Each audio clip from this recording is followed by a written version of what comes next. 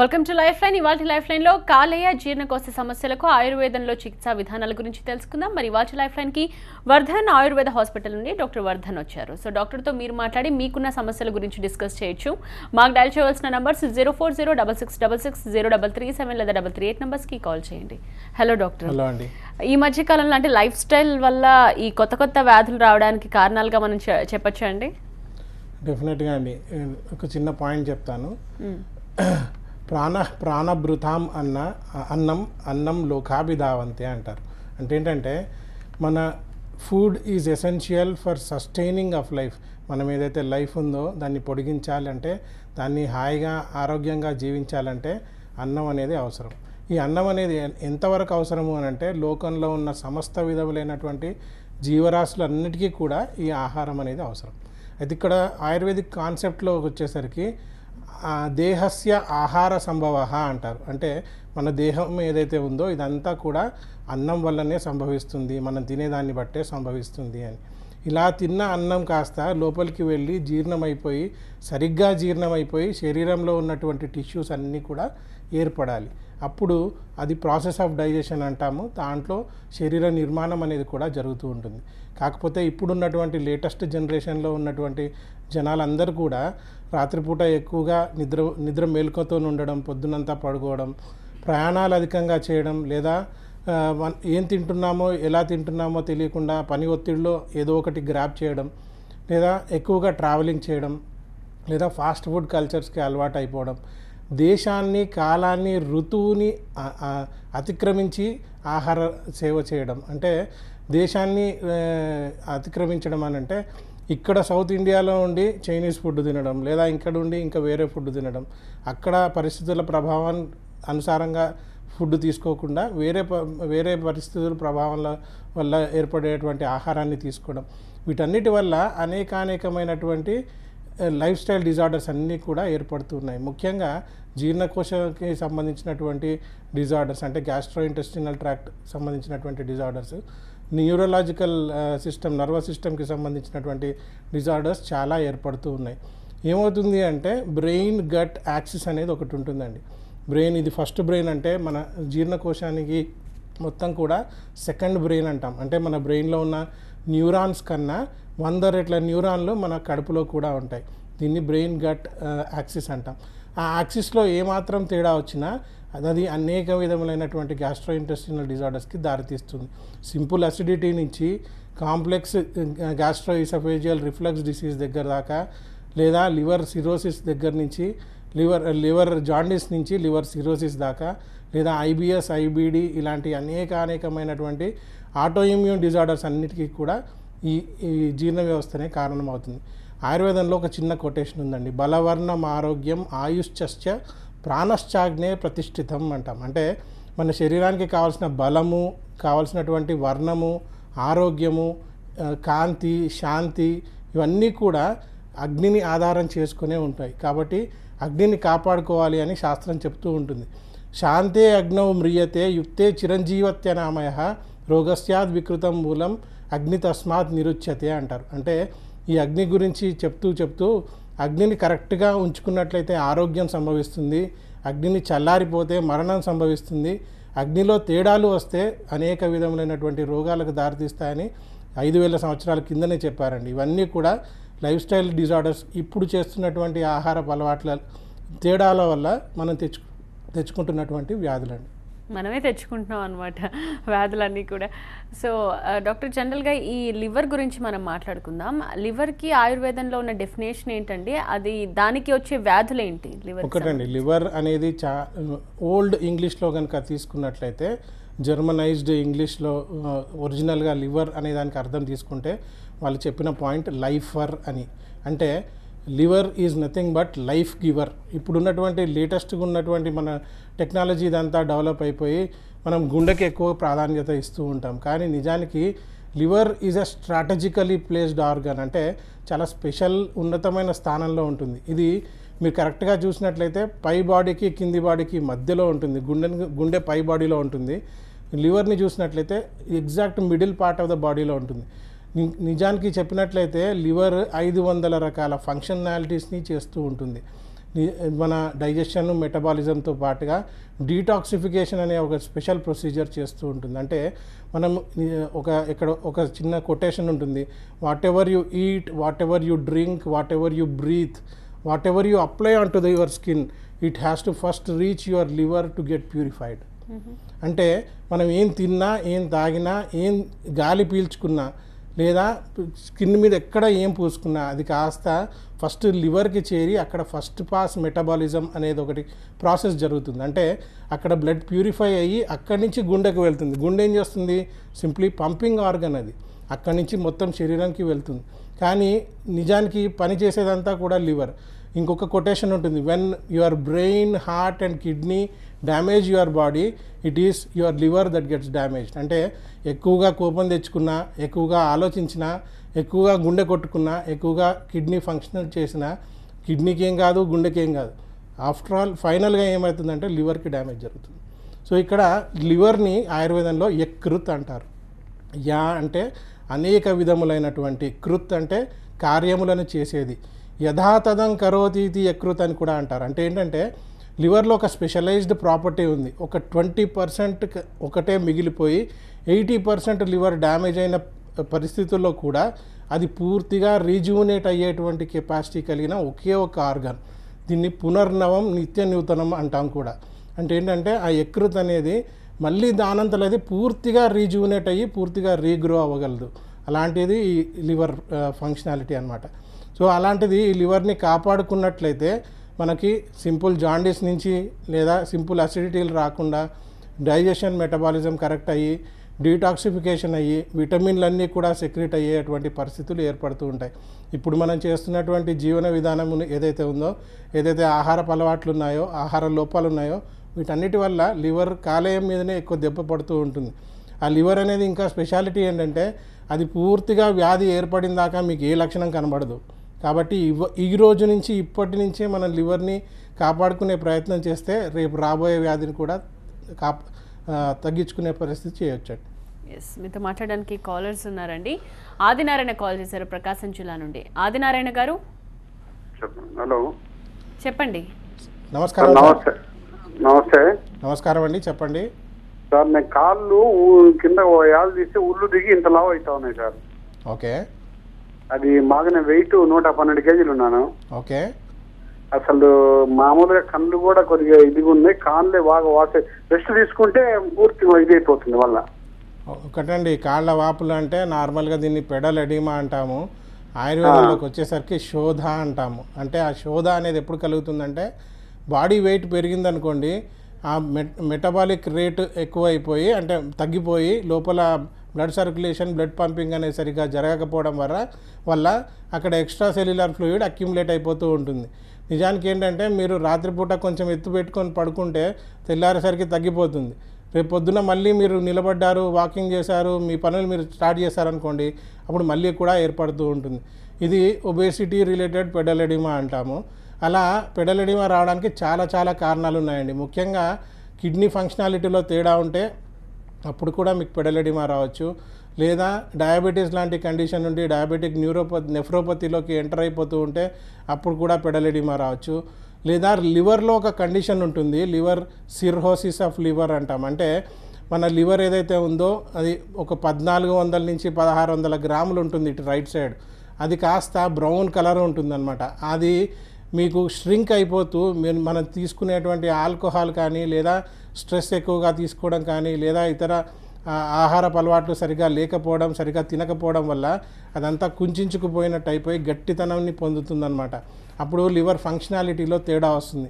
అది వచ్చినప్పుడు మీకు అసైటిస్ అనే ఒక లక్షణం కనబడుతుంది, కాంప్లికేషన్. అంటే పొట్టలో వాటర్ చేరుకోవడం, at the same time depending పార్ట్స్లో కూడా, అంటే ఎండ్ ఆర్గన్స్లో కూడా మీకు వాటర్ అక్యుములేట్ అవుతుంది. మీరు జస్ట్ ఒబేసిటీతోనే వచ్చిందా లేకపోతే ఇతర కారణాల వల్ల వచ్చిందా అనేదానికి ఒకసారి మీరు మా దగ్గరికి రావడానికి ప్రయత్నం చేయండి. లేదంటే కొన్ని టెస్టులు ఉంటాయి, ఆ టెస్టులన్నీ చేయించుకోండి. మీకు లోపల ఎక్కడైనా తేడా ఉంది అన్నప్పుడు మనం కరెక్ట్ అయినటువంటి సలహా ఇవ్వడానికి వీలవుతుంది, కరెక్ట్ అయినటువంటి చికిత్సా విధానం చెప్పడానికి వీలవుతుందండి. డాక్టర్ జాండీస్ అంటే ఏంటండి? ఆయుర్వేదంలో లక్షణాలు, కారణాలు చెప్తారా? ఒకటండి, జాండీస్ అని ఇప్పుడు నార్మల్గా అందరికీ తెలిసింది ఏంటంటే పచ్చకామర్లు అంటాం, అంటే ఎల్లోయిష్ ఐ రాగానే జాండీస్ అంటూ ఉంటారు. ఆయుర్వేదంలో ఏంటంటే దీన్ని కామల అంటాం. కుత్సిత మలం యస్యస్వ రోగ కామల రోగ అంటాం. అంటే మన బాడీలో ఏదైతే మెటబాలిజం, మనం తిన్న అన్నం జీర్ణమైనాక కొన్ని వేస్ట్ మెటీరియల్స్ బయటికి వెళ్ళిపోవాలి, వీటిని మలాలు అంటారు. దీంట్లో 2 రకాల మలాలు ఉంటాయి. ఒకటి ధాతు రూప మలం, రెండోది కుత్సిత రూప మలం అని ఉంటుంది. ధాతు రూప మలాలు అని అంటే స్వేదం, అంటే చెమట, యూరినేషన్, మోషన్, ఇవి 3 కూడా ధాతు రూప మలాలు. ఇది వెంటనే రాకున్నా కొంతకాలం తర్వాత మీకు బయటికి వెళ్ళిపోయినా శరీరానికి కానీ జీవితానికి కానీ ఏ ఇబ్బంది ఉండదు. అదే కుత్సిత రూప మలాలు అని అంటాం. అంటే ఇవి యాజ్ ఎ బై ప్రొడక్ట్ బాడీలో ఏర్పడుతూ ఉంటాయి. లివర్ ఫంక్షన్ సరిగ్గా జరిగి బైలిరూబిన్ కాస్త స్టెర్కోబిలినోజన్, యూరోబిలినోజన్గా మారి అవి యూరిన్ మోషన్లో ఎల్లో కలర్ ఏదైతే యూరిన్ వస్తుందో, ఎల్లో కలర్ ఏదైతే మోషన్ వస్తుందో, దానికి సంబంధించినటువంటి పిగ్మెంట్ ఏదైతే ఉందో అవి శరీరంలో నుంచి బయటికి వెళ్ళిపోవాలి. అలా బయటికి వెళ్ళిపోని పరిస్థితులలో లేదా ఓవర్గా ఎక్సెస్గా సెక్రీట్ అయినా లేదా డిలేడ్ ఎలిమినేషన్ జరిగినా ఆ బాడీలో ఆ బై ప్రొడక్ట్స్ అనేవి ఉండిపోతాయి. అవి కాస్త శరీరంలో చేరుకొని, రక్తంలో చేరుకొని స్కిన్ మీదకి వచ్చేసి అన్ని జాండీస్ అనే లక్షణాలన్నింటినీ కలిగిస్తూ ఉంటాయి. ఆయుర్వేదంలో ఏంటంటే దీన్ని కామలా వ్యాధి అని అంటాం. కామలా రావడానికి పాండు రోగేతు యో అత్యర్థం పిత్తలాని నిషేవతే తస్య పిత్తం అశ్రుక్ మాంస దగ్ధ్వా రోగాయ కల్పతే హరిద్రా నేత్రస్స భృశం హరిద్రా త్వక్ నఖానన రక్తపీత శక్రున్మూత్ర భేకవర్ణో హతేంద్రియ అంటారు. భేకవర్ణం అనేది ఏదైతే ఉందో ఇది గొండ్రు కప్ప ఉంటుంది చూడండి, గ్రీనిష్ ఎల్లో కలర్, అలాంటి శరీర తత్వం మొత్తం కూడా పొందుకునేటువంటి లక్షణాలని చెప్తారు. దీంట్లో రక్తపీత శక్రున్మూత్ర అంటే మన కళ్ళు ఏవైతే ఉన్నాయో, నెయిల్స్ ఏవైతే ఉన్నాయో, బాడీ ఏదైతే ఉందో ఇదంతా ఎల్లోయిష్ టింజ్లోకి మారిపోతూ ఉంటుంది. యూరిన్ మోషన్ కూడా ఎల్లోయిష్ కలర్ వస్తుంది, రక్తపీత వర్ణంలో కూడా వస్తుంది, అంటే రెడ్డిష్ బ్రౌన్ కలర్లో కూడా యూరిన్ వస్తుంది అని ఇవన్నీ కూడా లక్షణాలు చెప్తూ ఉంటారు. ముఖ్యంగా ఏంటంటే ఆకలి అనేది మందగించిపోతుంది, కలర్ మొత్తం మారిపోతూ ఉంటుంది, జీర్ణ వ్యవస్థ సరిగా ఉండదు, మోషన్లో తేడా వస్తుంది, విపరీతమైనటువంటి నీరసం కలుగుతూ ఉంటుంది. దీన్ని అలక్ష్యం చేసినట్లయితే ఇది కాస్త కుంభకామలకి ఎంటర్ అయిపోతుంది. అంటే ఆయుర్వేదంలో ఒక చిన్న కొటేషన్ ఉంటుంది, కుంభకామల అని అంటాము. ఈ కుంభకామల అంటే లివర్ సిరోసిస్ అన్నమాట. ఆ లివర్ కాస్త లివర్ సిరోసిస్కి మారిపోతూ ఉంటుంది. లైఫ్లో నెక్స్ట్ కాలర్ వెయిట్ చేస్తున్నారు డాక్టర్, తీసుకుందాం. విజయవాడ నుంచి కిరణ్. హలో హలో, చెప్పండి. నమస్తే అండి డాక్టర్ గారు. నమస్కారం కిరణ్ గారు, చెప్పండి. నాకు కడుపులో అల్సర్లు ఉన్నాయండి. ఓకే. దానివల్ల ఈ ఎసిడిటీ వచ్చేసి తిన్నది అరగట్లేదు. ఓకే. రాత్రిలో నిద్ర పట్టట్లేదు. ఓకే. ప్రీ మోషన్ అవదండి, ఇది నా ప్రాబ్లం. 60 ఏళ్ళు, నాకు 60 ఏళ్ళు వచ్చిందండి, 59 సంవత్సరం. ఓకే. అల్సర్ ఉన్నాయని ఎవరు చెప్పారు? ఏమండి అల్సర్ ఉన్నాయని ఎలా తెలుసు మీకు?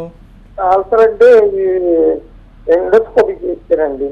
ఎండోస్కోపీ చేశారు. ఎక్కడ ఉన్నాయి? కడుపులో ఉన్నాయా, పేగులలో ఉన్నాయా? కడుపులో ఉన్నాయండి. కడుపులోనే ఉన్నాయి. మరి దాన్ని తగ్గించుకోవడానికి మీ ప్రయత్నం ఏమైనా చేస్తున్నారా? ఏదైనా ఉదయం డాక్టర్ గారు ఉదయం గ్యాస్ టాబ్లెట్ రాసిచ్చారు, అది వాడుతున్నా. వాళ్ళు ఇచ్చే మీకు ఇచ్చిన బిళ్ళలు ఏం చేస్తాయి? యాసిడ్ని సెక్రెట్ చేయకుండా చేస్తాయి, దాన్ని కొంచెం సేపు మీకు నొప్పి తెలియకుండా చేస్తాయే కానీ దాని నుంచి మీరు బయటపడే ప్రయత్నం కూడా చేయాలి. నిజానికి ఏంటంటే ఆహారపు అలవాట్లు మార్చుకోవడం చాలా ముఖ్యమైనటువంటి అంశం అన్నమాట. ఇక్కడ ఎక్సర్సైజ్ ప్యాటర్న్ అనేది పెంచుకోవాలి. నిజానికి మన శరీరంలో ఏదైతే డైజెస్టివ్ సిస్టమ్ ఉంటుందో ఈ డైజెస్టివ్ సిస్టంలో 5 ప్రాసెస్లు అనేవి జరుగుతాయండి.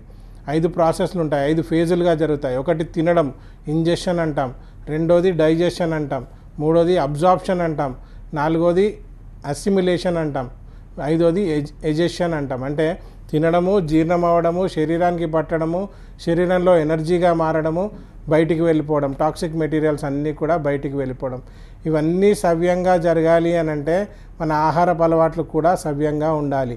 నిజానికి మనము వెనకటి కాలంలో ఏదైతే మజ్జిగ తాగే కాన్సెప్ట్ ఉందో తక్రాభ్యాసం అంటాం ఆయుర్వేద శాస్త్రంలో. ఆ తక్రాభ్యాసాన్ని మానేసి కోకులు, కూల్ డ్రింక్లు అన్నీ కూడా తాగడం స్టార్ట్ చేసాం. దాంతో ఏమవుతుంది అని అంటే లోపల ఉన్నటువంటి మ్యూకస్ లైనింగ్ ఏదైతే ఉంటుందో, తేమ అనేది ఏదైతే ఉంటుందో ఆ తేమ మొత్తం కూడా మాడిపోయినట్టుగా అవుతుంది. అది మాడిపోయినప్పుడు మీరు అధికంగా మసాలాలు తీసుకున్నా లేదా కాలాంతరంగా మీరు ఆహారం సేవించినా, అంటే తినాల్సిన టైంకి తినకుండా విచిత్రమైన టైంలలో తీసుకున్నట్లయితే అక్కడ ఉన్నటువంటి మ్యూకస్ మెంబ్రేన్ అంతా కూడా మాడిపోయి అక్కడ ఒక అల్సర్ లాగా ఏర్పడుతూ ఉంటుంది. మనము నిజానికి మీరు చేయాల్సింది తక్కరాభ్యాసం చేయాలి. ఎట్ ద సేమ్ టైం ఆవు నెయ్యి కూడా స్టార్ట్ చేయాలి, లేదా స్పెషలైజ్డ్ ఆయుర్వేదిక్ మెడిసిన్స్ ఉంటాయి నెయ్యితో తయారు చేసినవి. ఎట్ ద సేమ్ టైం మందులు కూడా ఉంటాయి.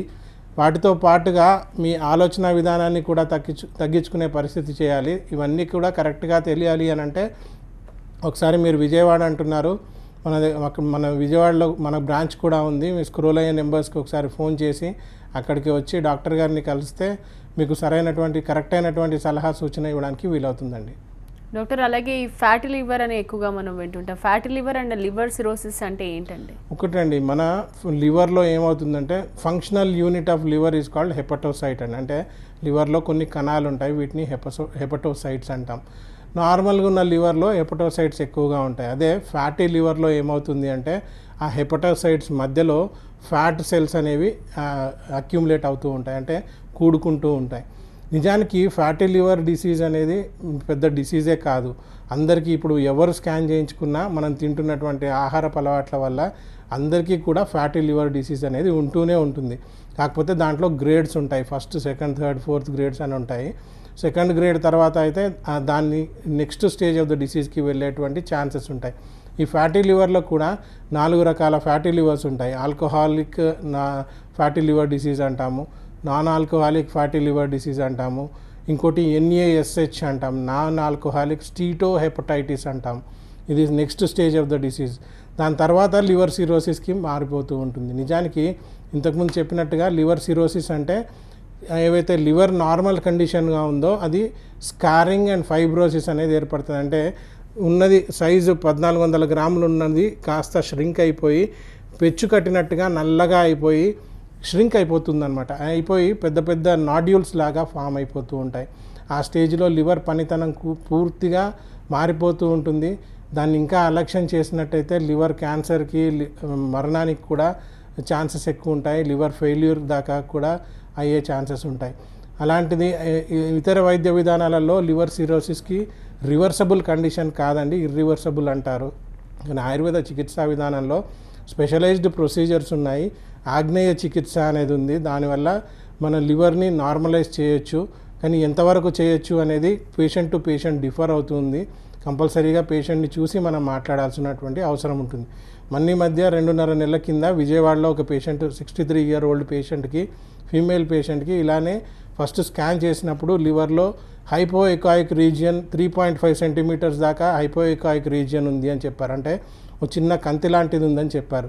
అది కాస్త మెటాస్టాసిస్ ఏమో అని క్వశ్చన్ మార్క్ కూడా పెట్టారు. అంటే క్యాన్సర్ అక్కడ కూడా చేరుకుంటుంది అని ఒక క్వశ్చన్ మార్క్ పెట్టారు.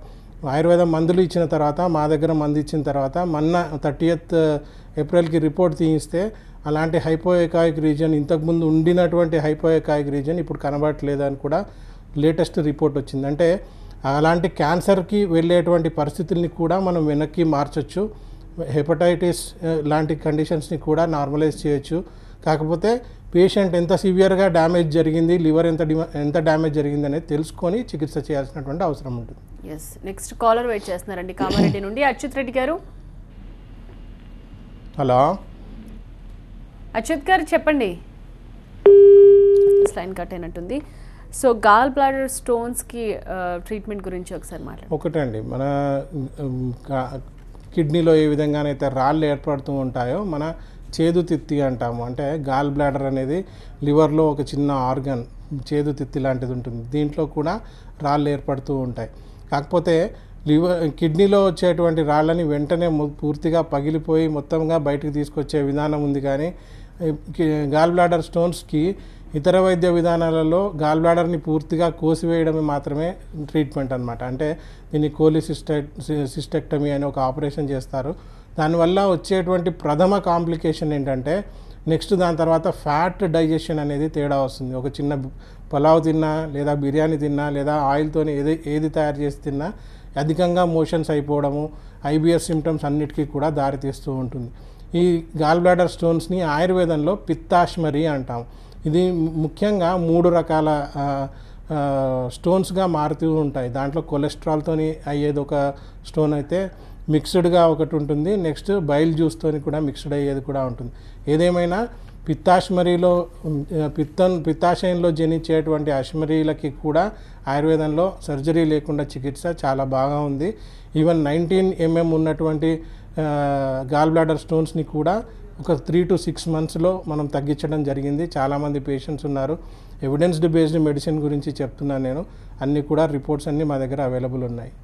అసలు జీర్ణాశయ సమస్యలు రాకుండా తీసుకోవాల్సిన జాగ్రత్తలు ఏంటంటే? రాకుండా తీసుకోవాలి అని అంటే ఒక సింపుల్ అండ్ స్వీట్ పని ఏంటంటే ఆయుర్వేదంలో ఒక చిన్న కొటేషన్ ఉంటుందండి.